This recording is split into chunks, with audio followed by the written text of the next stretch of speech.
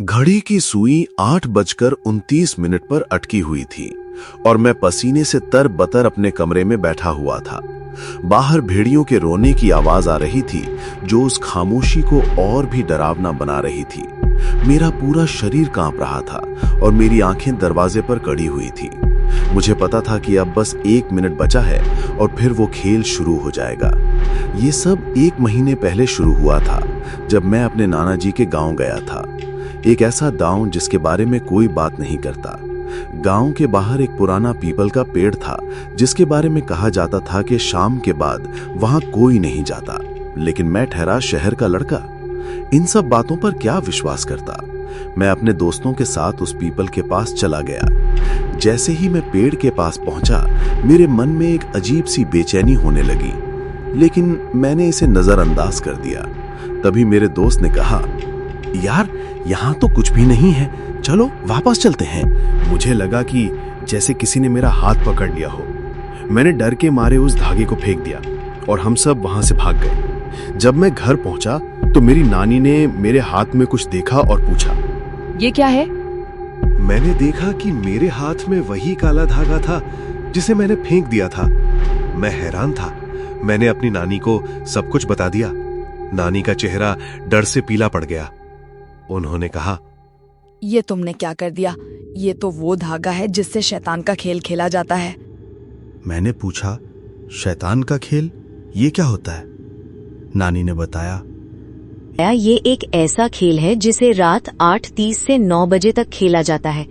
जो भी इस धागे को उठाता है, शैतान उसकी आत्मा को अपने पास बुलाता है और अगर तुम 9 बजे तक बच गए तो तुम जीत जाओगे, वरना क्या नानी? वरना शैतान तुम्हारी आत्मा को हमेशा के लिए अपने पास रख लेगा। लेकिन रात 8:30 में मेरा दरवाजा अपने आप खुल गया। बाहर कोई नहीं था, लेकिन एक ठंडी हवा का झोंका आया जिससे मेरी रूह कांप उठी। मुझे लगा कि कोई मेरे साथ है।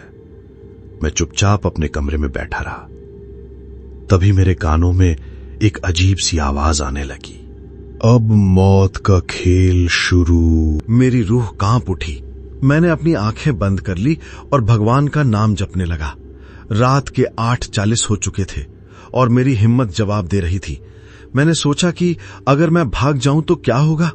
मैं हिम्मत करके अपने कमरे से बाहर निकला और मैंने देखा कि मेरे घर की हर कोने में अंधेरा छाया हुआ है। मेरे गले से आवाज नहीं निकल रही थी। तभी एक शैतान नजर आया। उसने अपना हाथ मेरी तरफ बढ़ाया। मेरे डर के मारे अपनी आंखें बंद कर लीं और जब मैंने आंखें खोली तो वो गायब हो चुका था। मैंने सोचा, क्या ये मेरा वहम था? 8:45 हो चुके थे। अब सिर्फ 15 मिनट बचे हैं। मेरे कानों में वही आवाज फिर से गूंज उठी। मेरे दिल की धड़कन तेज हो चुकी थी। मुझे लगा कि अब मैं नहीं बच पाऊंगा। मैं तेजी से अपने कमरे की तरफ भागा। मैंने सोचा, अगर मैं 9 बजे तक अपने कमरे में छिपा रहूं तो मैं बच जाऊंगा। लेकिन जैसे ही मैंने दरवाजा बंद किया, दरवाजे पर जोर जोर से दस्तक होने लगी। मुझे लगा कि अगर मैंने दरवाजा नहीं खोला तो वो दरवाजा तोड़ देगा। मैं दरवाजे से चिपक कर बैठ गया और उसने कहा, मुझे तुम्हारा डर बहुत पसंद है, लेकिन अब तुम्हारे पास सिर्फ 10 मिनट बचे हैं। क्या तुम 10 मिनट तक मेरा सामना कर पाओगे? इतना डर गया कि मेरे मुंह से आवाज नहीं निकली।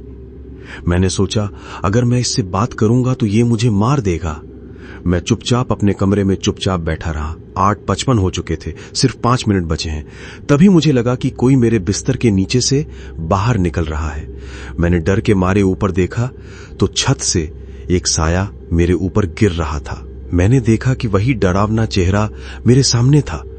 उसने कहा, मैं तुम्हें बहुत पहले से देख रहा हूं और अब मैं तुम्हें अपने साथ ले जाऊंगा। नहीं, मुझे जाने दो, मुझे छोड़ दो, बस मुझे जाने दो। तभी मुझे याद आया कि मेरी नानी ने मुझसे कहा था, अगर तुम शैतान को हराना चाहते हो तो तुम्हें उससे बिना डरे बात करनी होगी। मैंने अपनी हिम्मत को इकट्ठा किया और कहा, मैं तुमसे नहीं डरता। शैतान हंसने लगा, तुम मुझसे नहीं डरते? ये तो सबसे बड़ा झूठ है। मैंने कहा, हाँ, मैं तुमसे नहीं डरता, तुम मेरे साथ कुछ नहीं कर सकते। तभी शैतान की सूरत बदलने लगी और वो धीरे धीरे गायब होने लगा और जैसे ही 9 बजे शैतान गायब हो गया और मैं अपने कमरे में पड़ा रहा।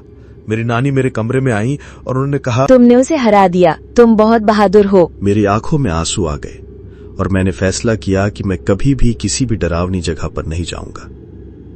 आज भी जब घड़ी में 8 बजते हैं तो मेरे शरीर में डर पैदा हो जाता है और मुझे लगता है कि